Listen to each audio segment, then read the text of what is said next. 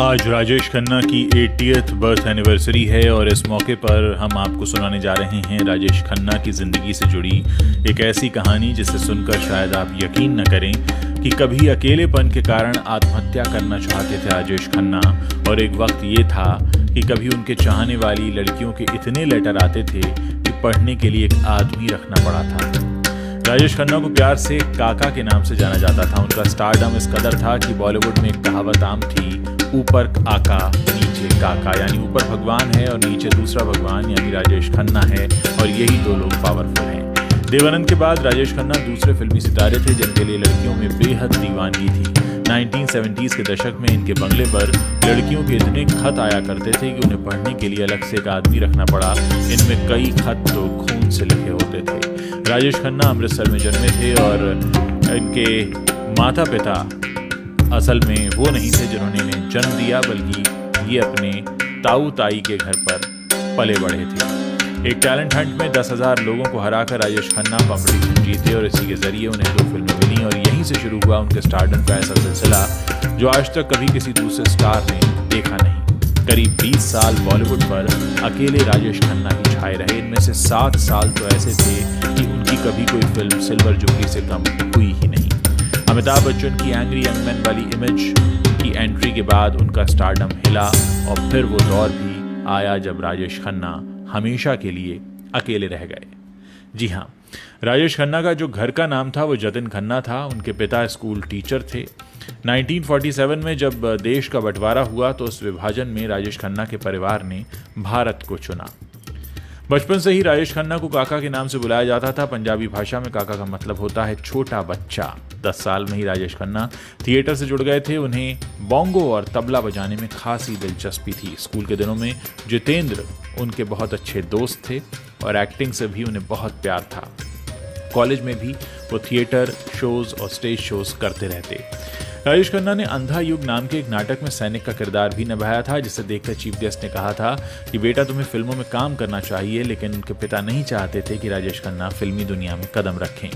पिता के मना करने के बाद भी वो नहीं माने। सिनेमा के लिए उनका लगाव कम नहीं हुआ और ये बात उन्होंने अपने मामा को बताई, जिन्होंने फिल्मों के लिए उनका नाम बदलकर जतिन खन्ना से राजेश खन्ना रख दिया।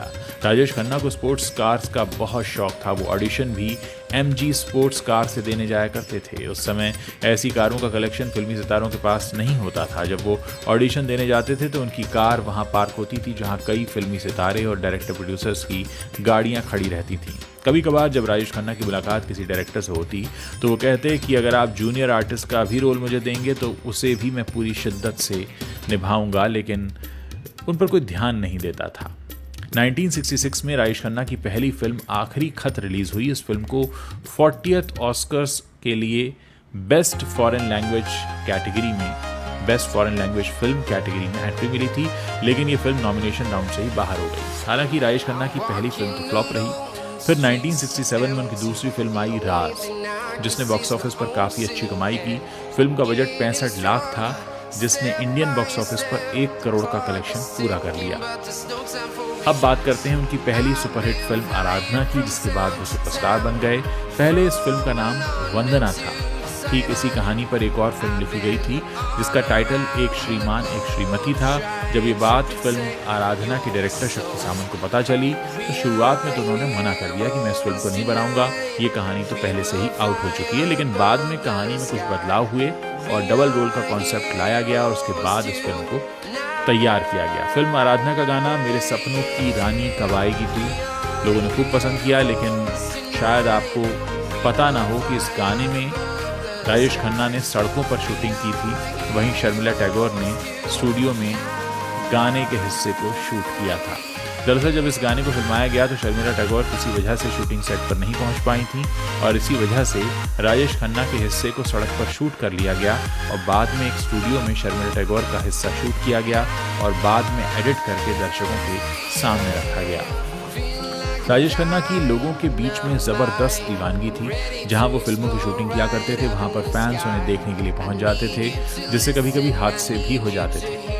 एक किस्सा है फिल्म कटी पतंग की शूटिंग का, जब राजेश खन्ना शूटिंग के लिए नैनीताल गए थे। शूटिंग लोकेशन नैनी झील के आसपास का था, इसीलिए उस झील को 3 दिनों के लिए चारों तरफ से बांध दिया गया। वजह ये थी कि लोग उन्हें देखने के लिए बड़ी तादाद में वहां जरूर पहुंचेंगे, जिस वजह से हादसा होने का भी खतरा था।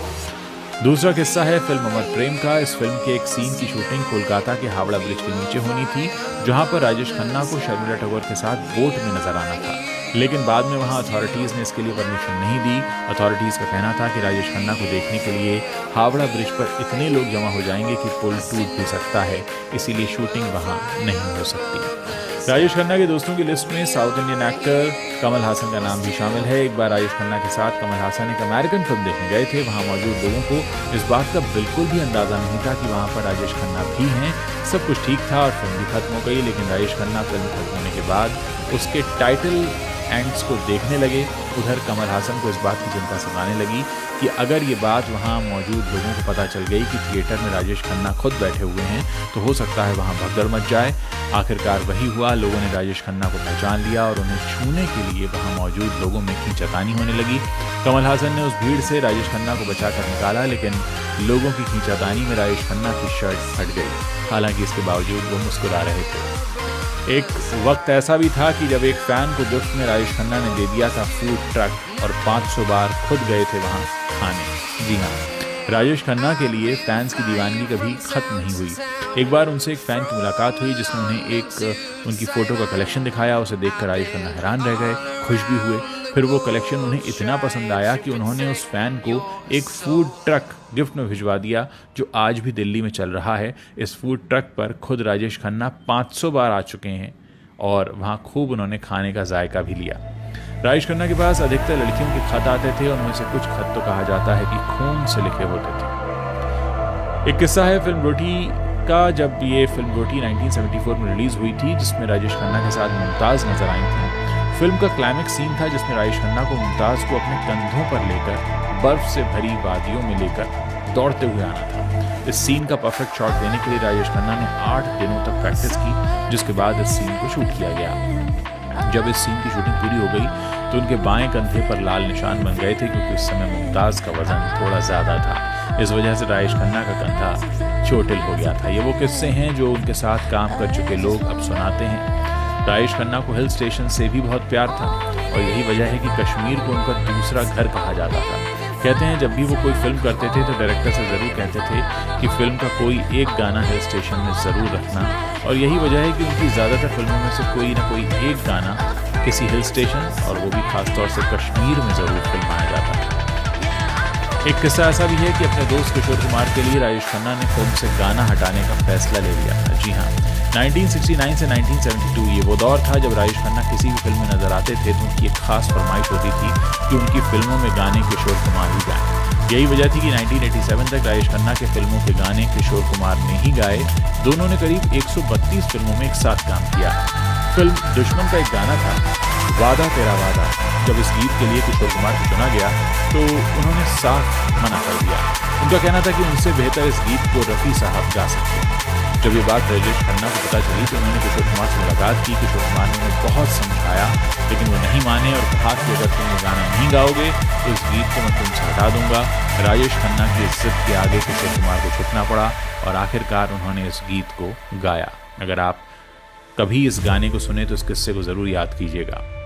राजेश खन्ना और डिम्पल कपाड़िया के रिश्ते में शादी के 11 साल बाद ही दरार आनी शुरू हो गई थी। खबरें ये भी थी कि राजेश खन्ना नहीं चाहते थे कि डिम्पल फिल्मों में काम करें। इसी वजह से दोनों में काफ़ी बहस होती थी। कुछ समय बाद दोनों अलग अलग रहने लगे, लेकिन तलाक कभी लिया नहीं। एक इंटरव्यू में खुद राजेश खन्ना ने बताया था कि डिम्पल से अलग रहने के बाद उन्होंने 14 महीनों के लिए खुद के आसपास एक दीवार सी बना ली थी। लोगों पर उन्होंने विश्वास करना छोड़ दिया था, नई फिल्में साइन नहीं करते थे, उनका कॉन्फिडेंस कम हो गया था, वो लगातार फिक्र में डूबे रहते थे और आत्महत्या करने के बारे में भी सोचा करते थे। जब ऑन स्क्रीन उनकी मौत होती थी तो उनकी माँ बड़ी दुखी हो जाती थी। किस्सा यह है कि जब किसी फिल्म में उनकी मौत होती थी तो उनकी माँ बहुत दुखी होती थी। वो उनसे कहती कि उन डायरेक्टर्स के साथ काम मत करो जो तुम्हें फिल्मों में मार देते। राजेश खन्ना एक्टिंग के ऐसे जादूगर थे कि फिल्मों में रोने वाले सीन के लिए उनको ग्लिसरीन लगाने की ज़रूरत नहीं पड़ती थी।